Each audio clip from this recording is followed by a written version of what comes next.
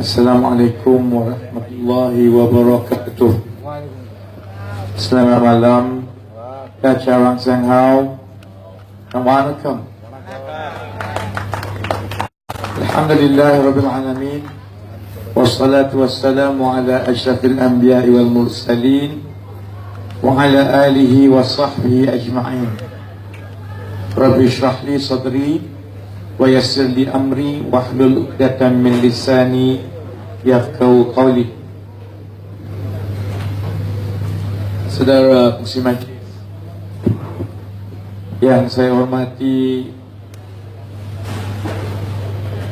Saudara Abang Suk Tapak, Ketua Cabang Keadilan Lembau,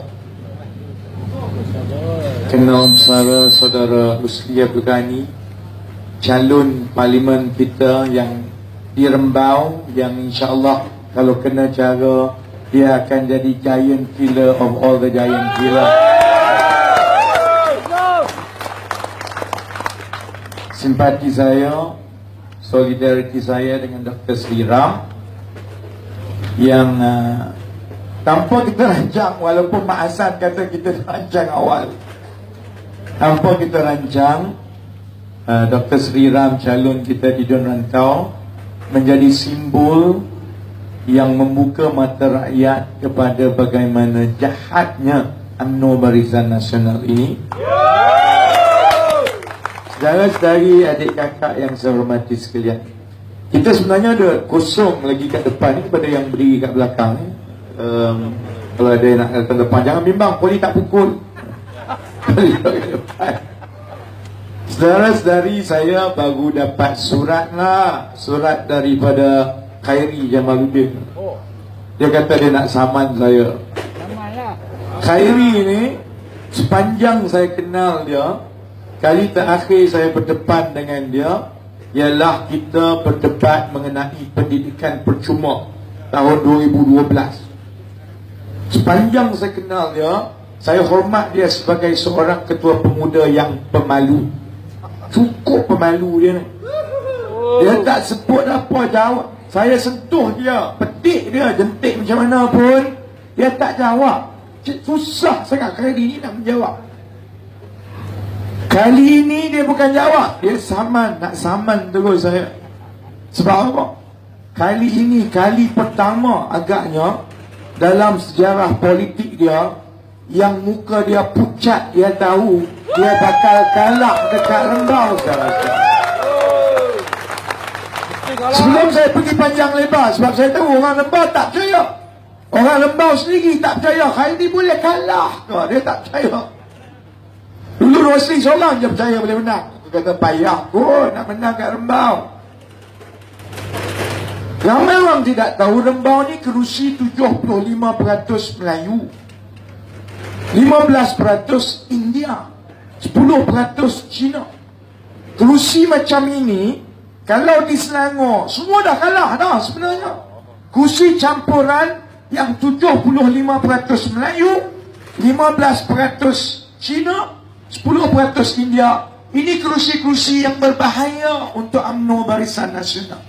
Sebab itu saya dekat rantau ni, kat Rembau, cuba tanya seluruh Malaysia, mana tempat yang saya datang berkali-kali kat satu kawasan. Saya susah nak pergi satu kawasan, nak dapat saya datang ceramah, lama mana kena tunggu. Saya pujuk Dr. Sri Ram untuk datang. Dr. Sri Ram ialah pakar anestetis dekat Nilai Specialist. Dia sebelum ini bukan ada kena-mena sangat pun. Saya jemput dan saya pujuk dia atas sebab yang hampir semua orang Malaysia tak nampak. Rantau ini adalah kerusi Dun yang ada pengundi India antara yang paling tinggi di seluruh Malaysia. Tempat lain, kalau 10-15% undi India itu, pengundi India dalam satu kawasan Dun, itu sudah kira tinggi. Negeri Sembilan ada 2 Dun yang pengundi Indianya cukup tinggi jumlahnya. Satu Dun Rantau, jumlah pengundi Indianya 27%. antara yang paling tinggi dekat Malaysia. Yang kedua satu lagi dekat Jalan Padang lah, dekat Jalan Padang. Sebab itu pada pendapat saya, amatan saya nampak bahawa oleh kerana Don Rantau ini, Don yang diwakili oleh bekas Menteri Besar Datuk Seri Mat Hassan, dia yakin dia dapat undi yang banyak daripada Melayu. Dia rasa Melayu dia dapat banyak. Sebab itu dia tak pandang undi Cina, dia pun tak pandang undi India. Sebab bagi dia, ini Don yang dulu dia menang besar, dia Menteri Besar, dia bergantung kepada undi Melayu. Dia tak bimbang undi Cina, sebab dia tahu dia tak boleh menang undi Cina. Undi India, sebab dalam pilihan raya umum yang lepas, dia dapat undi yang bagus daripada India. Saya rasa sebab ini tak akan mendengar Rosmah dengan Khairi ni tak? Ini memang bateri ni tak? Ini memang bateri ni. Jadi sebab itu saya nampak sejak 2-3 tahun yang lalu, saya nampak bahawa Don Rantau ini satunya Don yang ada risiko akan terbengkalai. Sebab dia Don Menteri Besar, dia rasa undi Cina dia memang tak dapat, dan bagi dia apa sangat dengan undi India, dia akan undi juga pun sebab Menteri Besar yang bertanding. Sebab itu saya pujuk Dr. Sri Ram, saya pujuk Abang Yusof, saya pujuk Kena Besara Rosli. Saya datang berkali-kali kat pejabat ni lah, pujuk kawan-kawan keadilan Rembau, beritahu bahawa orang yang paling sesuai untuk menjadi wakil rakyat Don di Rantau ialah orang profesional India, supaya boleh menjaga pengundi-pengundi India yang banyak terbengkalai dekat sini. Jadi sebab itu Dr. Sri Ram dah setahun setengah turun buat kerja. Saya tiap-tiap hari, tiap-tiap minggu buka WhatsApp, dia akan hantar gambar, dia ketuk pintu, dia pergi sekolah. Saya rasa, setahu saya lah, saya ahli parlimen dekat Pandan, cukup susah nak masuk mana-mana sekolah sepanjang pengalaman saya. Sekolah kerajaan pun tak boleh masuk, sekolah jenis kebangsaan Cina pun susah nak masuk sebab nanti PN pukul. Jadi kami tak kacau sekolah. Sekolah saya tahu susah nak bagi ruang, tapi saya tahu Dr. Sri Ram berkali-kali dijemput oleh sekolah-sekolah jenis kebangsaan Tamil sekitar kawasan ini atas sumbangan dia. Jadi sebab itu saya cukup faham kenapa Datuk Seri Muhammad Hassan takut. Dah satu tahun kita dengar, sekejap dia nak lari ke kawasan parlimen, sekejap dia nak lari ke Don Ampangan, sekejap dia nak lari ke Don Sikamat. Dia dah kira-kira bahawa kalau dia lawan di Don Rantau ini, perlawanan itu akan jadi cukup sengit. Sebab Don Rantau makcik 55% Melayu, 45% Cina dan India. Dalam keadaan pengundi Cina yang ada lebih kurang 18% itu, dalam keadaan pengundi Cina buat macam mana pun akan tetap undi Pakatan Harapan. Kemudian Mak Hassan juga tahu bahawa undi Melayu telah berubah, pecah 3. Saya baru bentangkan tadi, saya bentangkan di Kuala Lumpur bahawa setakat minggu lepas, tahap sokongan pengundi Melayu di seluruh negara untuk UMNO telah jatuh ke paras 18% saja. 18% dalam sedari. Maknanya Pakatan 15%, betul pengundi Tegar kita yang nak buat keputusan. PAS 15% pengundi Tegar Melayu yang buat keputusan. UMNO hanya 18% menjadikan 51% pengundi atas pagar di kalangan orang Melayu. Dia pun tahu undi UMNO telah jatuh merunduh. Saya kira dan juga jejaki undi Melayu tiap-tiap bulan. Bulan 12 undi Melayu peringkat nasional 41% kepada UMNO. Bulan 1 turun 35%. Bulan 2 turun 28%. Bulan 3 naik sikit 29%. Minggu lalu bulan 4, dalam tempoh 2 minggu lepas pembubaran Parlimen, undi Melayu kepada UMNO jatuh daripada 29 tinggal 18%. Yang lain semua kata kami atas pagar sekarang, kami tengah fikir. Jadi dalam keadaan undi Cina yang 18% itu memang sebahagian besar 80-90% dengan Pakatan Harapan. Dalam keadaan undi Melayu pecah 3 dan paling busuk pun di negeri sembilan ini, paling teruk pun undi Melayu di antara Pakatan dengan UMNO akan menjadi lebih kurang sama. Paling busuk. Maknanya kalau ada perubahan undi yang besar di kalangan pengundi-pengundi India, itu bermakna Muhammad Hassan akan kalah. Dia bukan saja menjadi bekas menteri besar, dia akan jadi bekas menteri besar selama-lamanya. Tak ada dah dia kat situ. Sebab tu saudara-saudara, ayo pagi-pagi tu biarlah ada isu sana isu sini. Bila saya dapat maklumat, saya sempat bercakap dengan Dr. Sri Ram. Saya beritahu Dr. Sri Ram, saya jenis orang yang hafal buku teks saudara-saudari. Saya kalau saya tak tahu, saya tak bercakap. Saya beritahu YB Aminuddin, tak apa. Dia kalau saya minum nanti lagi lupa. Dia macam tengah naik share bagi ceramah, bagi air tengah lupa tu lepas tu. Dalam saya ingat semua, saya baca semua buku peraturan. Buku peraturan calon, syarat-syarat untuk menjadi calon, perlembagaan persekutuan. Saya telefon Dr. Sri Ram, saya beritahu bahawa ini memang jahat ni. Dia saja tak nak bagi Dr. Sri Ram. Saya pun tahu sebelum itu Dr. Sri Ram telah pun cuba dapatkan PAS malam itu, petang itu. Tapi SPR juga kata tak apa, esok datang boleh ambil. Kami pun tak bimbang lah, memang biasa je. Saya dulu bertanding, PAS kat mana pun aku tak ingat. Ramai lagi. Anthony Loh, saya sempat bercakap. Anthony Loh pun kata, ya kak, kena ada PAS kak.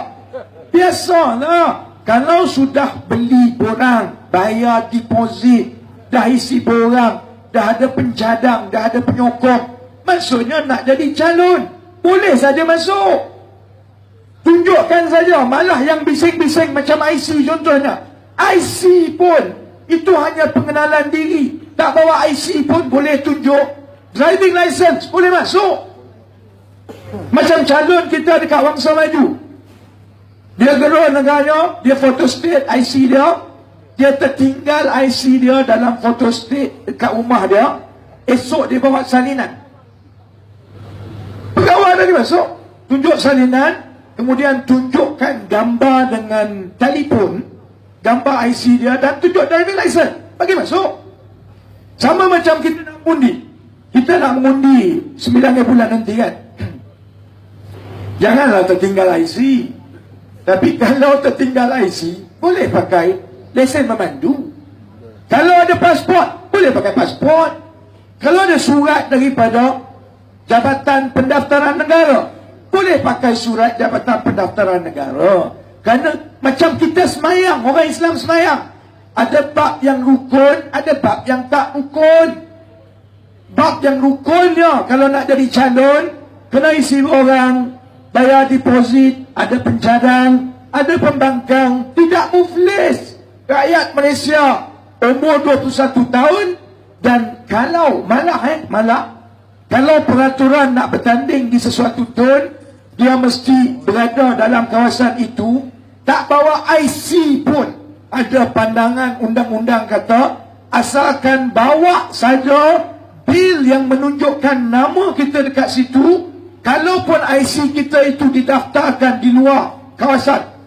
Saya, Dr. Sri Ram, katakanlah IC dia di Selangor, tapi dia nak bertanding di kawasan Rantau. Kalau dia tak tukar pun, ada pegawai pengurus pilihan raya yang budi bicara, dia kata bawa pil. Kalau tunjuk pil, dia memang duduk dalam kawasan itu, dia boleh bertanding.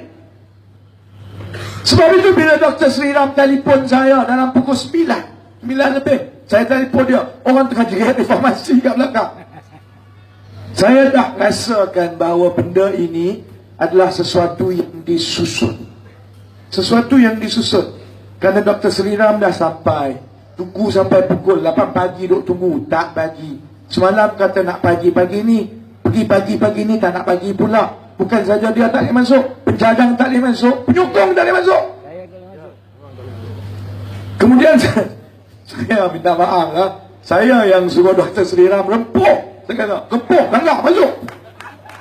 Itu yang dia kena. Dia rempuk, dia langgar.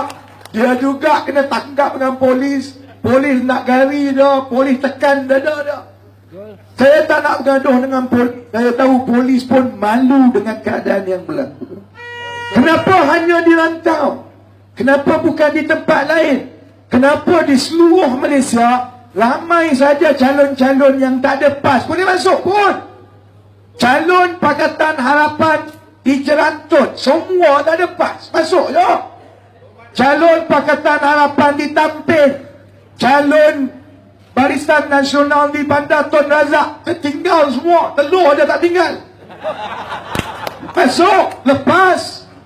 Calon BN dekat Bentong, salah alamat, salah IC, lepas. Sebabnya ialah ini demokrasi. Kita kena merayakan ramai orang yang nak bertanding. Tok Mat rasa cukup hebat. Dia Menteri Besar yang paling popular. Kamu hebat, kamu popular, kamu kuat. Yang kamu takut dengan Dr. Sri Ram ni kenapa? Kenapa kamu takut?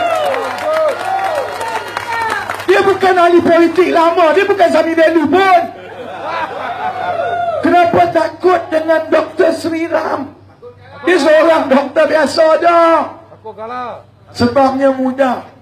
Kerana dia tahu bahawa sudah ada peralihan rakyat yang cukup besar, undi yang cukup besar, dan ini kali pertama dalam sejarah negara kita yang ni sebutlah ni Mak Hassan pun dah jadi macam Rosman sebut nama Mak Ila. Sebab dia tahu kali inilah yang pertama ada pertembungan antara undi Melayu, undi Cina, undi India bergabung. Tak pernah berlaku dalam sejarah negara kita. Selalunya pas dia bateri ke sebab dia. Gimana? Boleh juga tak? Ni lebih baik. Nanti jap. Saya kena duduk belakang sikit sebab kalau tidak dia interfere. Tak? Lebih baik tak? Okay. Kenapa Mak Hassan takut? Saya nak ulas kenapa Mak Hassan takut. Kenapa Khairi takut sampai buat kali pertama. Dia saman saya. Dia kata kali ini dia nak benamkan saya dan sudahkan revisi terus. Biar mampus. Amboi ya. Dia rasa dia cukup kuat. Saman lah. Dia tak tahu aku dah ada 14 saman. Alah, nak bagi saman satu lagi. Saya dah ada 14 saman. Khairi lupa. Saya orang yang masuk lokap tiap-tiap tahun. Dia tak pernah masuk lokap, cakap besar. Orang yang macam ini, dia ingat kita ini takut dengan saman dia.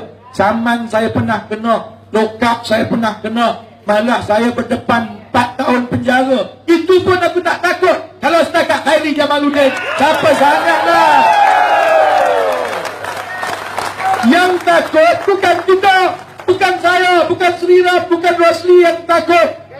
Yang takut ialah UMNO Barisan Nasional. Sebab ini kali pertama dalam sejarah negara kita, orang Melayu, orang Cina, orang India datang bergabung. Sebelum ini kalau Melayu marah kat kerajaan, Cina tak marah sebab dia takut. Tahun 1999 Melayu tolak UMNO Barisan Nasional, tapi PN masa itu menakut-nakutkan orang Cina dan India.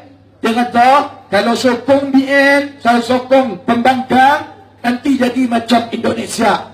Jadi macam suatu. Jadi orang Cina takut. Mari tahun 2008, orang India yang marah sangat dengan Indra. Tapi belum cukup daripada orang Cina, belum cukup daripada orang Melayu. maka kita hanya menang 5 negeri. Kita tak menang seluruh Malaysia. Tahun 2013, orang Cina yang betul-betul bangkit tolak UMNO Barisan Nasional, orang India pun banyak bagi sokongan kepada Pakatan. Melayu pula takut, dia takut kalau Pakatan menang nanti, yang jadi Perdana Menteri Dik Siap.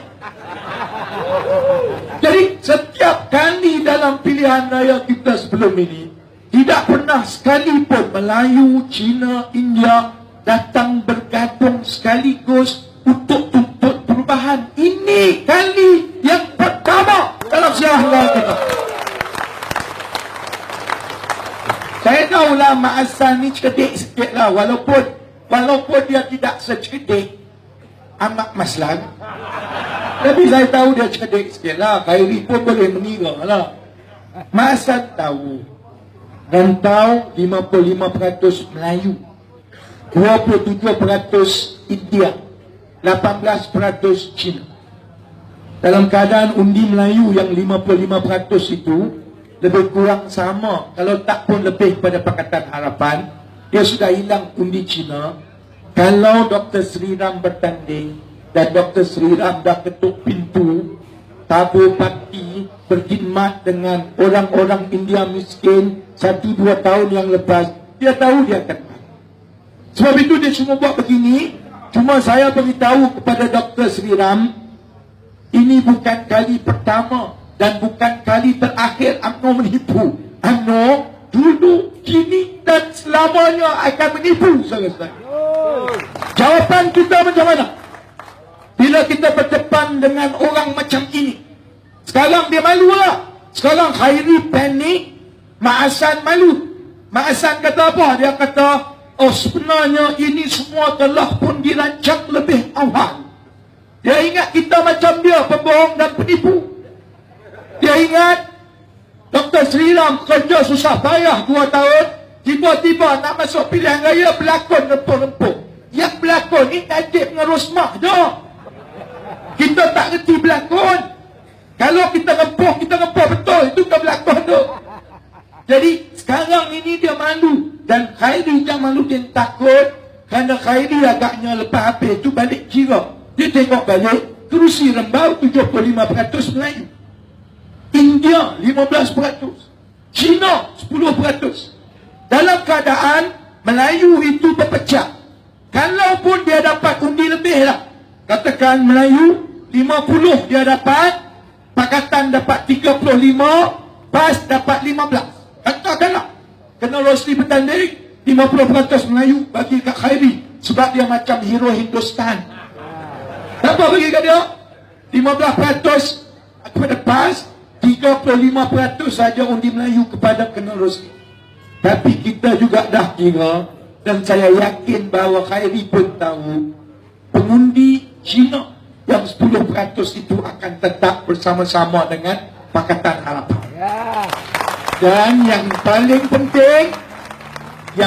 penting, pengundi India yang 15% itu, kalau tahap sokongan pengundi India beralih kepada Pakatan Harapan, kalau pengundi India memberikan sehingga 60% sokongan kepada pengundi calon Pakatan Harapan, saudara-saudari, nahi zindagi, hero Hindustan kita lepas ni kena masuk filem naik Vespa, jadi pelakon, kena bersara politik. Khairi akan kalah. Sebab itu dia takut. Dia takut sekarang. Saya tahu dia takut. Sebab itu saya nak seru semua kawan-kawan di rantau, di Rembang. Dia boleh berlaku zalim kepada Dr. Sri Ram. Dia berlaku zalim kepada sahabat-sahabat yang telah buat kerja berkhidmat, bukan minta apa pun, minta peluang untuk masuk bertarung. Itu dok, itu baru anak jantan. Buat kerja, kita nak masuk bertarung, menang kalah kita terima lah. Kita buat kerja. Dia boleh berlaku zalim kepada Dr. Sri Ram.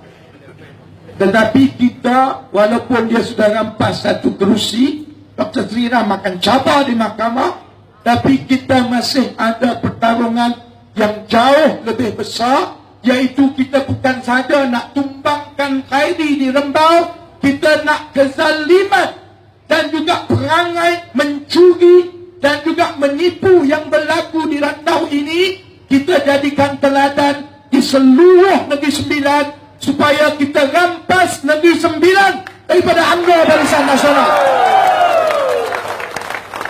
Sebab itu saya minta, dan utamanya yang Melayu, yang Cina, yang India.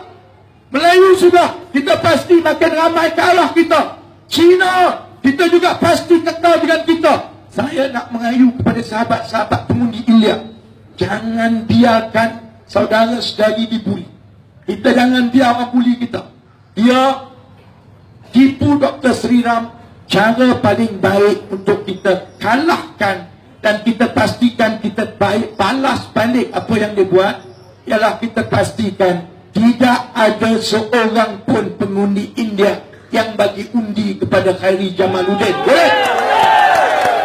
Kalau kita dapat sehingga 60%, tak payah semualah. Kalau 60% saja, saya cukup gembira akan jumpa Khairi Jamaluddin di mahkamah lepas ini.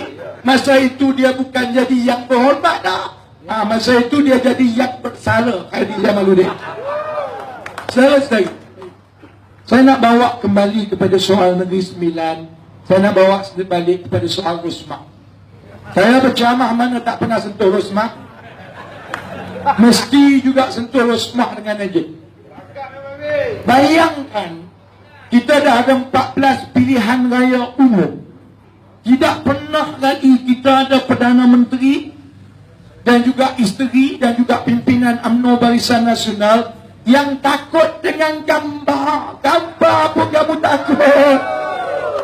Sebab itu saya nak marah sangat kepada Mak Hassan ke Khairi pun fikir juga.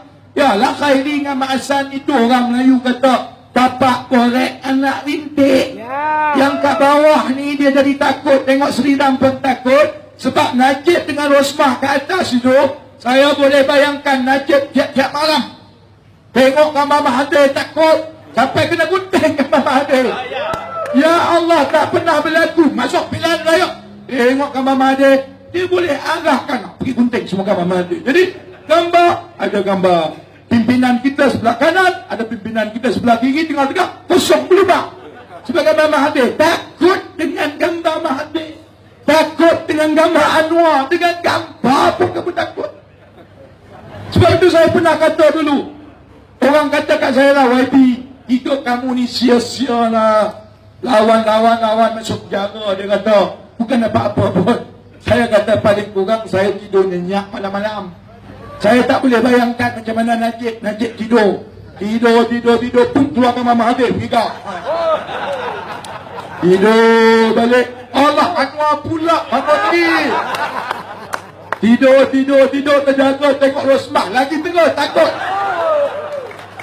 Saya sendiri, kita ada Perdana Menteri yang takut dengan Mahathir, takut dengan Anwar, takut dengan semua, takut dengan rakyat dan takut dengan bini.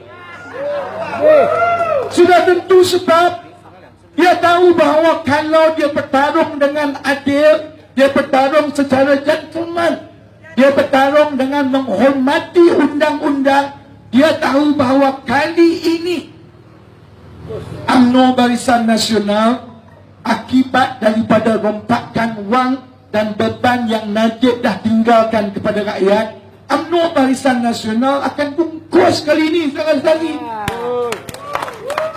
Sebabnya di mana-mana orang bukan bodoh. Bila saya mula-mula cerita tentang 1MDB 45 tahun dulu, masa tu saya ingat saya mula-mula bergaduh dengan Khairi ni, cerita pasal lembu. Betul itu. Masa itu siapa pembela lembu paling jantan sekali dalam UMNO? Nama dia Khairi Jamaluddin. Masa saya mula-mula dedah mengenai NLC yang bertegas bahawa ini semua fitnah, tak betul, mana ada pakai duit untuk kondo, Khairi. Bila keluar cerita dedah lembu ada dalam kondo, sampai sekarang satu patah pun dia tak jawab balik. Kalau saya dah beli dia, Allah, Khairi ketua pemuda, takkan kamu takut kat Syarizat kot? Sebutlah, tegurlah sikit Syarizat. oleh kerana Syahrizad dengan keluarga dia habis pemuda UMNO orang kata kondai. Tahun 2012 1MDB, bila saya turun kat kampung, saya terang kepada orang kampung, ramai orang kata kurang masa lagi. Orang Melayu ni dia tak faham benda-benda macam ini. Dia kata orang Melayu ni nanti tiba-tiba dapat dedak daripada UMNO, akhirnya dia akan undi barisan juga. Saya orang Melayu walaupun muka macam Siam. Saya datang daripada negeri Melayu yang paling Melayu, negeri Terengganu. Cina pun tak banyak, sikit aja. India lagi tak banyak. Saya nak beritahu kepada kawan-kawan UMNO, kepada kawan-kawan PAS, kepada yang hadir semua, siapa kata orang Melayu tak cerdik dan orang Melayu tak faham? Orang Melayu faham bahawa sejak Najib jadi Perdana Menteri, sejak itulah kita dibebankan tiap-tiap bulan dengan benda-benda yang dia tinggalkan. Orang Melayu faham bahawa negara kita kaya, tapi disebabkan Perdana Menteri rompak duit 42 bilion hilang. Duit 40 bilion itu duit rakyat. Walaupun UMNO ingat, Khairi ingat, Mak Hassan ingat, orang tak faham. Dia lupa rakyat tahu daripada 42 bilion hutang yang duit hilang itu makcik, ada 4 bilion duit pencen yang turut hilang dengan duit 1MDB. Saya mula-mula bercakap pasal 1MDB ni bukan sebab soal 1MDB soal skandal, sebab dia ambil duit pencen tahun 2011. Saya baca-baca, tiba-tiba tengok ada pengumuman. Masa tu 1MDB masih buat pengumuman. Tiba-tiba ada pengumuman sebut bahawa kumpulan wang amanah pencen telah bagi pinjaman 4 bilion ringgit kepada 1MDB. Pencen ni cukup sensitif dengan orang Melayu. Saya tahulah nenek saya masih lagi orang kuat UMNO. Balik saja, dia tengok saya, dia lagi. Dia takut saya ceramah dengan dia. Saya pernah tanya dia ni, kenapa orang Terengganu bergetuk tak? Sebab apa sayang sangat UMNO ni? Habis cucu semua dah jadi pakatan semua. Dia kalau ada majlis, wanita UMNO pergi jemput pakai payung merah. Saya tanya dia jawab, kalau tak ada UMNO ni, pencen tak ada. Habis duit pencen. Dalam kepala dia UMNO beritahu, duit pencen ni UMNO dia boleh jaga. Sebab itu tahun 2011, bila saya baca bahawa 1MDB telah ambil duit pencen, itu yang saya beritahu. Hanya dekat Malaysia, Perdana Menteri, Menteri Kewangan, pengurusi 1MDB tulis surat, minta duit, dia tulis surat, dia baca surat, dia lulus sendiri untuk dia. Tahun 2011. Nanti agaknya ada orang 1MDB beritahu, Datuk Seri, kita ada masalah. Hutang yang kita mula-mula ambil dulu 6 bilion ringgit, wang sudah habis. Wang sudah habis. Dulu dia cakap, duit 6 bilion itu dia nak labur beli lapangan minyak dekat Turkmenistan. Minyak tak ke mana, lapangan tak ke mana, duit tak ke mana. Bila dia pinjam 6 bilion ringgit, dia pinjam duit ini bukannya dia percuma. Tiap-tiap tahun dia kena bayar bunga. Bunga 5% daripada pinjaman 6 bilion, dia kena bayar 300 juta. 2010 300 juta, 2011 300 juta. Sedangkan wang yang dia pinjam dah habis. Jadi tahun 2011 dia kena cari jalan untuk pinjam duit baru. Dia nak pergi ke bank, dia malu. Sebab duit yang dia dah pinjam 6 bilion dah hilang. Masa itulah Najib paling kritis sekali. Dia tengok, dia pun sebagai pengurusi lembaga penasihat 1MDB tulis surat kepada Menteri Kewangan. Dia tulis ke hadapan Yang Amat Berhormat Datuk Seri Najib, Menteri Kewangan Malaysia, perkara pinjaman 4 bilion ringgit daripada kumpulan wang amanah pencen. Yang amat dihormati Datuk Seri Najib, 1MDB telah membuat penilaian pelaburan di Mongolia. Seperti yang Datuk Seri tahu, kita sangat suka dengan Mongolia. Oleh kerana wang kita telah pun habis, maka sukalah 1MDB mencadangkan supaya lembaga kumpulan wang amanah pencen meminjamkan 4 bilion ringgit kepada 1MDB untuk dibuat pelaburan di Mongolia. Anda tangan Datuk Seri Najib Tun Razak, pengurusi lembaga penasihat 1MDB. Kat bawah itu boleh tangan, tolong peluk cium Rosmah. Najib pun seminggu kemudian masuk pejabat di Menteri Kewangan. Masuk sebagai Menteri Kewangan. Masuk tengok ada surat daripada Najib. Surat daripada Najib kepada Najib. Najib buka, Najib tulis surat kepada aku. Baca, Najib nak pinjam duit 4 bilion untuk melabur dekat Mongolia. Dia pun tulis kat situ bang, macam biasalah menteri, bila dia nak lulur, dia tulis tangan minit tau. Kehadapan Datuk Seri Najib tulis tangan. Saya dengan ini meluluskan peruntukan 4 bilion ringgit daripada duit pencen kepada 1MDB untuk dilaburkan di Mongolia. Tanda tangan Najib. Bawah itu saya sudah peluk dan cium Rosmah. Bayangkan saudara-saudari, hanya di Malaysia saja yang Menteri Kewangan pun dia, Perdana Menteri pun dia, pengurusi lembaga penasihat 1MDB pun dia. Duit hilang, mudah saja. Dia pun tulis surat, dia minta duit, dia duduk, dia pergi belanja. Sebab itu kali pertama saya bising pasal 1MDB, dia bukan soal kewangan dunia, soal pasaran bond. Ini soal duit pencen orang-orang Melayu yang ramai berada di dalam perkhidmatan awam. Duit pencen Cina pun ada, duit pencen India pun ada, Iban pun ada, Kadazan pun ada. Tapi yang paling ramai ialah duit pencen orang Melayu. Tahun 2011 dia ambil 4 bilion. Tahun 2014 duit dah hilang, habis. Saya tanya kat Parlimen, mana kau laburkan? Saya baca laporan di Mongolia, dia tak beli pun. Lombong arang batu yang dia kata dia nak beli kat Mongolia, tak ada pun. Lombongnya hilang tak ke mana, duitnya hilang tak ke mana. Semua yang berkaitan dengan Mongolia hilang entah ke mana macam Altan Teriak. Sebab itu tahun 2014 saya buat bising mengenai 1MDB. Tahun 2014 juga tak cukup dengan duit pencen, dia ambil pula duit tabung haji.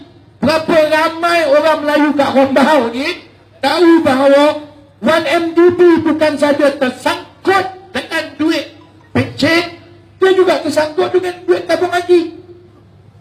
Sebab tu tabung haji sahaman saya lah kena tangkap aku lah, sahaman aku, sebab dia takut perkara ini sampai kepada orang luar. Ramai tahu tentang 1MDB dapat tanah dekat Sungai Besi 400 hektar. Ramai juga tahu bahawa 1MDB tak bayar tepat pada masa kepada lembaga tabung angkatan tentera, sehingga menyebabkan pencen veteran tentera lambat dibayar. Sebab itu saya masuk penjara, jatuh hukuman 1 tahun setengah.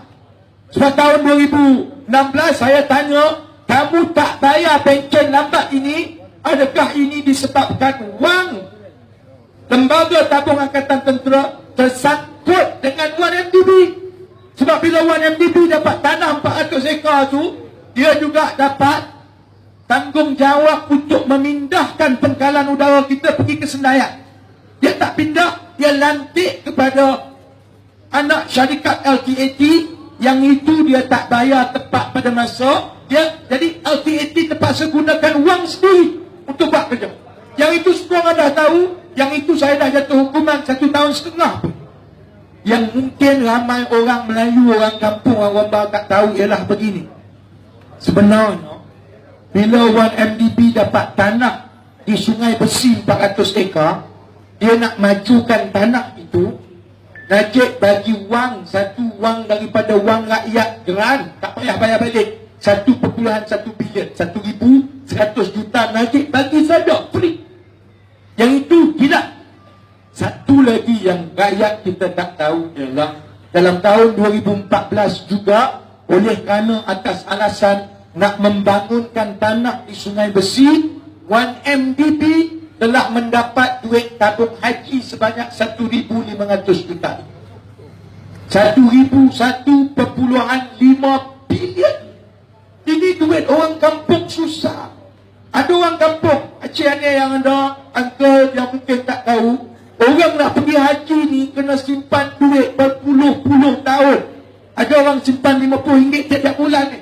Nak tunggu giliran 20 tahun, 30 tahun boleh pergi haji. Jadi orang kampung nak pergi ke Mekah, dia kena simpan 50, 100, RM20, simpan lama. Tergamak Najib bagi 1,500 juta, 1.5 bilion bagi dekat 1MDB. Dan wang itu juga sampai sekarang kita tak tahu pergi mana. Sebab itu saya beritahu, saya tak suka bergaduh dengan Khairi. Dia pun selalunya tak kacau saya. Dia tengok saya, dia lari. Lepas perbahasan yang kita berdebat dengan dia pasal PTPTN tahun 2012, dia takkan sentuh saya. Kalau saya buat keluar kenyataan pun dia tak pernah jawab. Tweet pun dia tak pernah jawab. Saya tanya pasal skandal marah yang dekat Australia yang melibatkan pimpinan Expo UMNO pun dia tak jawab. Dia kalau dengan saya, dia pemalu, cukup bersopan. Bodoh. Tapi saya, walaupun dari segi itu dia tak buat salah dengan saya banyak sangat, saya tak boleh maafkan Khairi satu benda. Dia budak cerdik, pergi dekat Oxford, dapat yang terbaik daripada negara ini, belajar daripada kecil lagi di luar negara, balik-balik tak payah kerja payah macam adik-adik yang ada semua ini. Balik jadi pembaca berita sedikit saja, terus jadi menantu. Jadi saja menantu, jadi orang kuat di Putrajaya. Semua keputusan dia terlibat. Sampai Tuan Mahathir pun bergaduh, nampak tak? Dengan segala yang Allah dah bagi kepada dia, dengan segala keistimewaan, kelapangan, kesenangan, dia duduk di atas bagai kayangan. Kita rasa kesian dia kepada yang ke bawah. Dia bila dia menjadi sebahagian daripada kabinet jemaah menteri, bila dia tahu duit tabung haji orang susah Melayu hilang, 1MDB telah lesak, tak tahu siapa nak bayar 1,500 juta. Dia tak pernah rasa ke dalam hati dia, ini tak baik, ini tak boleh ni. Aku sebagai pemimpin muda yang berpendidikan tinggi daripada Oxford, cerdik, pandai, handsome macam Hindustan, takkan dia tak rasa sikit pun kesiannya lah kepada rakyat kat bawah ni. Taruh harapan yang tinggi dekat aku, paling kurang sebutlah sepatah. Bila NFC berlaku, duit orang miskin yang sepatutnya diagihkan kepada petani-petani Melayu, Cina, India, supaya ada anak muda orang kampung yang susah, dia dapat baka-baka lembu supaya dia boleh jadi peternak yang berjaya. Dia tengok sendiri Syahrizad dan keluarga beli kondominium. Dia tengok sendiri Syahrizad dan keluarga buka pasar raya besar dekat Singapura pakai duit itu. Dia tengok sendiri macam mana anak-anak Syahrizad. Takkan dia dalam hati sedikit pun dia tak rasa kesian. Tak kesian kepada orang kat bawah ni. Dia dapat segala-galanya, yang bawah ni kena pijak segala-galanya. Yang itu saya marah. Dia anak muda, anak cerdik. Kalau dia bodoh, aku tak kisah. Kalau dia contohnya dah memang jenis-jenis, contohnya dah, kalaulah dia ni jenis macam ketua UMNO bahagian Tun Razak yang pening-pening-pening pergi disco malam-malam minum kopi, aku tak marah. Itu dia kan dia lah. Memang dia kaki pening pun, takkan dia tak jaga orang Melayu, tak apalah, biarlah dia pening je lah. Ada ke minum kopi boleh ada dada. Saya sekali ini budak Oxford, ternama, cerdik, dapat segala-gala keistimewaan, malah bercita-cita nak jadi Perdana Menteri, saudara-saudari. Pernah tak sekali pun dia bersuara mengenai orang yang susah dekat bawah. Pernah dia lawan Najib pasal GST. Kalaupun dia tak boleh lawan Najib, pernah tak dia tegur Najib yang sebenarnya boleh ke tidak, tunda jelah GST ni. Ataupun dia tegur sikit, Datuk Seri, saya taat kepada kamu dan UMNO, tetapi saya tidak boleh bersetuju dengan perbelanjaan dan juga pembaziran yang berlaku di bawah pentadbiran Datuk Seri. Ada dia berani cakap? Saya memang orang tahu hakikat kepala. Kalau saya tak setuju dengan Anwar, saya cakap. Kalau saya tak setuju dengan Azmin, saya cakap. Saya tak setuju dengan mana-mana pimpinan. Tuan Mahathir Tan Sri Muhyiddin, saya boleh tegur dengan cara berhemah. Saya taat dan saya hormat. Tapi ini tanggungjawab saya untuk bawa suara rakyat, maklumkan kepada pimpinan yang ini rakyat marah.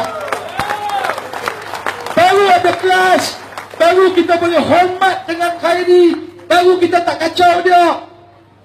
Dia duduk di awangan, dikelilingi oleh budak-budak yang handsome dan cerdik macam dia kononnya, tapi begitu terpisah daripada rakyat yang ada kat bawah. Sebab itu saya nak beritahu Khairi, kamu nak saman aku, saman.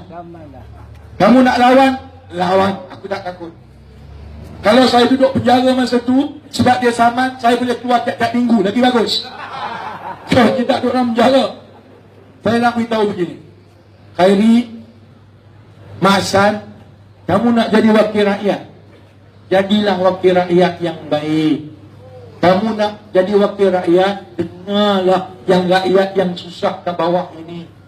Kamu nak jadi wakil rakyat, nak memimpin negara, tolong beritahu Najib bahawa masa Najib sudah pun tamat. Dia akan kalah dalam pilihan raya kali ini. Saya cukup berharap supaya apa yang berlaku dekat rantau kepada Dr. Sri Ram ini, Dr. Sri Ram boleh menjadi opol yang pergi ke seluruh negara menceritakan kepada rakyat. Dengan seorang doktor pun dia takut, dia sanggup menipu, dia sanggup menafikan hak Dr. Sri Ram untuk bertanding. Kalau kita kembalikan UMNO Barisan Nasional sebagai kerajaan persekutuan lepas ini, masa kita kena tipu selesai. Mati kita. GST dia akan naikkan. Dedak yang dia janji tak dapat. Dia present dalam pilihan raya umum yang lepas, dia bagi dulu dedak saja. Dia masuk dalam Felda 6 bulan sebelum pilihan raya, dia dah janji, dia kata kalau undi saya tak apa, pilihan raya 6 bulan lagi, sekarang nak ambil RM15,000, RM15,000. Dulu Felda, peneroka Felda dapat RM15,000 6 bulan sebelum undi. Sebab itu masa tu saya kata pilihan raya yang lepas, saya kata ini masuk pilihan raya ni susah, kita nak dapat undi daripada Felda ni. Dia dah dapat RM15,000. Najib dengan Rosmah masuk Felda, orang-orang Felda tengok Rosmah ni macam bidadari paling cantik, semua nak pergi peluk. Sekarang ni ada nampak beza besar dia apa dia? Najib kata kalau UMNO menang sekali lagi, dia akan bagi RM5,000 kalau menang. Dia tak bagi sekarang. Kalau dia menang, sama juga dia kata kepada kaki tangan awak, kalau UMNO menang lagi lepas ini, dia naikkan gaji. Kalau dia menang. Sama juga dengan BRIN.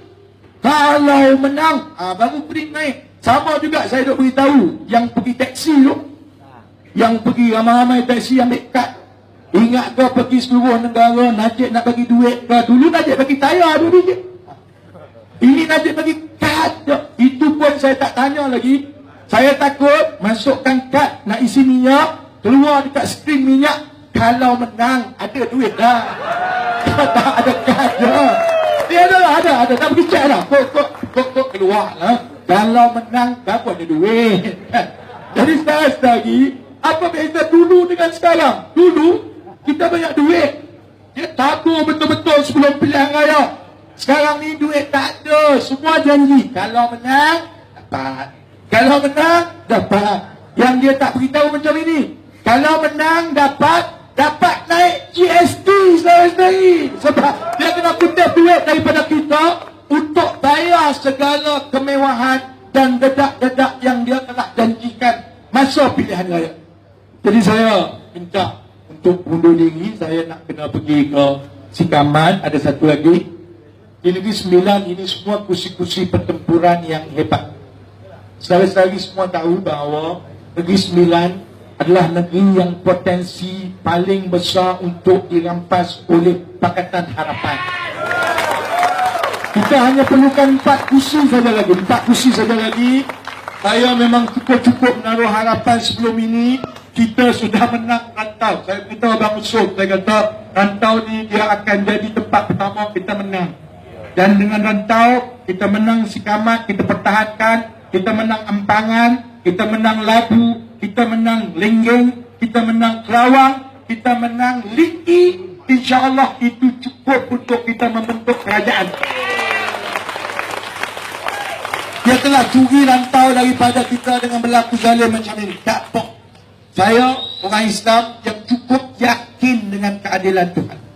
Saya juga yakin Dr. Sri Ram, Kena Rosli, saudara-saudari semua kita ada kepercayaan masing-masing. Kita tahu bahawa orang yang berlaku zalim, yang curi dan rampas hak orang lain, dia mungkin boleh hidup senang sehari, dia boleh mungkin hidup senang 10 hari, dia tak boleh hidup senang sampai bila-bila. Kitaran itu akan sampai yang dia akan bayar segala kezaliman yang dia rampas hak orang itu. Jadi tak apa. Saya nak beritahu kawan-kawan dekat rantau, tak apa, don't despair. Jangan sedih. Kita akan lawan tetap. Kita akan pastikan saudara-saudari dia rampas rantau. Tak apa. Kita akan tumbangkan Khairi Jamaluddin dekat rantau. Boleh? Comat nak menang mudah. Dia rasa dia hebat sekarang, sudah jadi adun, tak payah bertanding. Saya nak kita ajar dia dengan satu benda. Kita akan menang di Ampangan, kita menang di Labu, kita menang di Linggi, kita menang di Lenggeng, kita menang di Perak, kita menang di Kelang. Kita akan menang di semua tempat-tempat lain supaya kita bentuk kerajaan. Biar Padan Muka Tok Mat jadi pembangkang lepas ini. Dia nak menang mudah? Boleh. Biar dia jadi ketua pembangkang, duduk dekat situ dalam keadaan kita telah rampas kerajaan Negeri Sembilan daripada UMNO Barisan Nasional. Jadi saya doakan yang terbaik, simpati saya, solidariti saya kepada sahabat-sahabat. Jangan bimbang. Orang kata hero mesti kalah dulu, ya tak?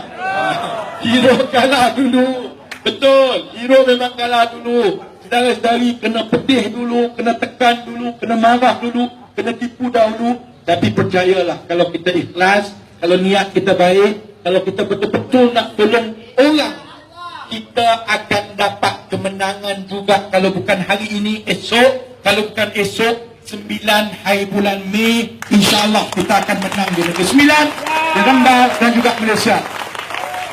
Saya sebut pakatan, saudara-saudari sambut dengan harapan, boleh? Pakatan? Pakatan? Pakatan? Terima kasih. Saya nak sebutkan Khairi satu saja. Satu saja. Aku tak boleh tinggal bang. Saya tahu sekarang Khairi, Tok Mat semua dia pandang hina kat kita. Saya ni orang yang UMNO pandang hina, PAS pandang hina. Dia kata ini contoh budak bodoh, hidup sia-sia. Belajar tinggi-tinggi, kerja dekat London sekali dengan Khairi. Khairi sekarang tengok jadi apa? Kaya-kaya, nak jadi menteri, mungkin jadi Perdana Menteri. Tengok budak ni nak masuk penjara. Ada yang kata ini contoh orang bodoh, hidup sia-sia. Kalau saya tak masuk politik, saya tak lawan Najib, saya dah jadi kaya-kaya sekarang. Saya nak beritahu begini, Khairi, saya nak beritahu Najib terutama.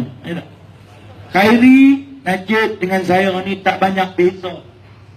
Saya bekas wakil rakyat, betul. Najib pun bekas wakil rakyat, Khairi pun bekas wakil rakyat. Saya menganggur sekarang pakcik, betul. Saya menganggur. Najib pun menganggur, mana ada Perdana Menteri lagi. Khairi pun menganggur. Semua sekarang ni menganggur, sedang cuba dapat mandat baru daripada rakyat. Saya nak beritahu kepada Khairi, saya nak beritahu kepada Najib. Jangan action sangat, jangan sombong sangat. Ingat aku dihina. Dia pelekeh saya, dia kata Padan Muka depan ni jadi bakal banduan. Saya nak beritahu, kalau kita menang 9 Mei nanti, yang bakal banduan bukan saya, saudara-saudari. Najib akan jadi bakal banduan, bukan saya. Kalau Khairi tak berhati-hati, kita menang buka balik file dia. File zaman Pak Lah dulu, file yang 100 juta ringgit wang Kementerian Belia dan Sukan hilang, kita buka balik file silap-silap hari, bukan saja Najib dengan Rosmah dapat cuti dekat Sungai Buloh, bilik sebelah tu jiran dia Khairi sekarang.